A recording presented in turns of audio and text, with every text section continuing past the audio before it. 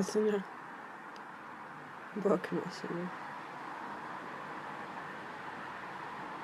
Mislim danas opet koja smo se probudili u novembru, a ne u lipnju, pa zato vestica misko papa.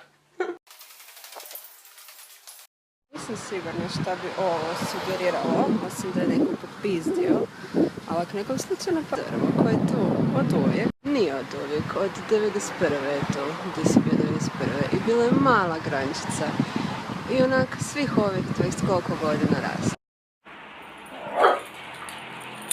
Je bekica ljubomorna. Klanjanje maci. Bekice, dobro.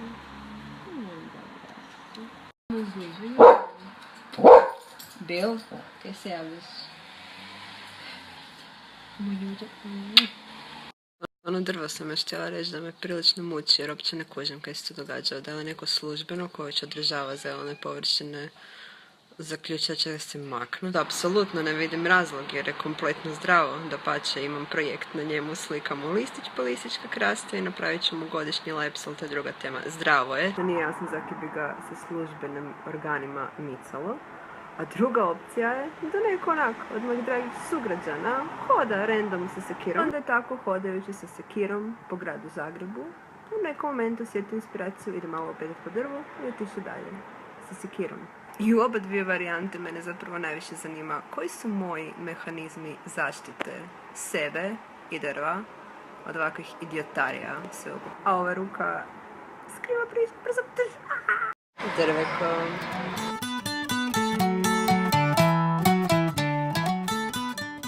Konačno imam pristup. Znam da to onak dosta čudno zvuči, ali evo ga, hormonalni kis.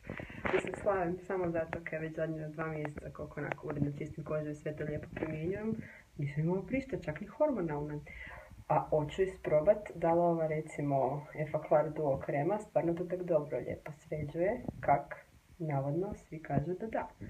I zato konačno mogu isprobati. Uglavnom sad sam taj dio čistila i stavila sam Clinique Mild Clarifying Lotion koji je salicilna i sad ću namazati sa Effaclar Duo Plus. Pa ćemo vidjeti koliko će mu treba da svisne. Natrackala sam ga krasanje. Mislim, oprostite na ovim gadostima, ali provodimo eksperiment, shvatite to znanstveno.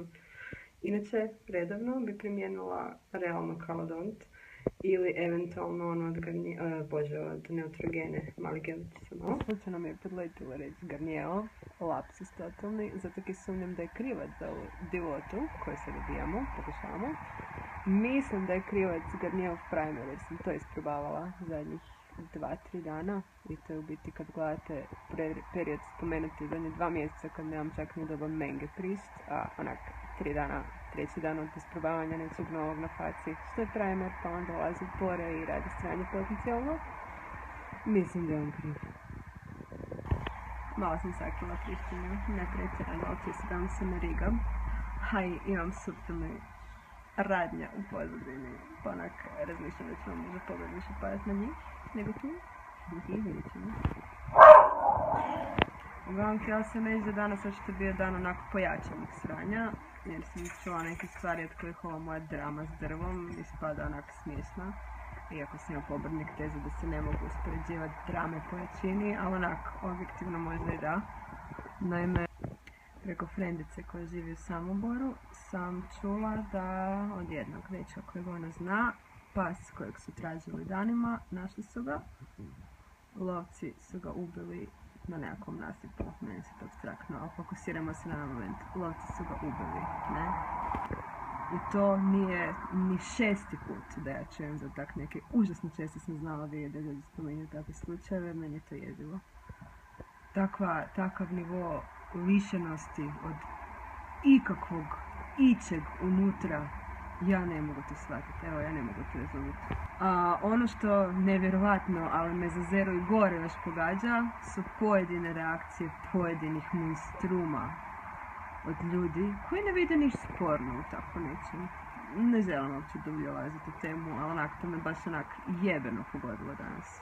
Ne znam zakaj je tako teško biti normalan čovjek. Fakat ne znam zakaj je teško onak ako već nemaš nekakve pretjerane osjećaje i suosjećaje da je tak teško makar ne pustiti na miru i baviti se sobom, nego onako proaktivno raditi štetu. To. Mrzim taj mentalitet, prezirem. A sve skupa je sjela na ovu katastrofu u Orlandu, što je bila za vikend. Mislim, Bože dragi, ne? Jezivo. I u biti ono koje meni sustavno i najviše pogađa kod svih tih stvari, onako kak tam stati na kraj. Jer kak ja i kak svi ljudi koje ja poštujem jer smatram da su normalni, jer dijele moj svjetonazor koji ja smatram da je normalan, kako mi takvi ne možemo razumjeti procese u glavi i akcije divljaka, tak taj divljak ne može shvatiti, prihvatiti ovaj mentalni sklop, ne? I kako to pomiriti, kako tom stati na kraj? Evo, ne, uopće otići ću, pošizit ću, ne? Sorry. Ne, kaj sorry, ne? To je realnost. Kako sam napisala na Fejsu danas. Ne kvarim vam dan ja, nego vam kvare dan takvi monstrumi, ne? Jebi ga.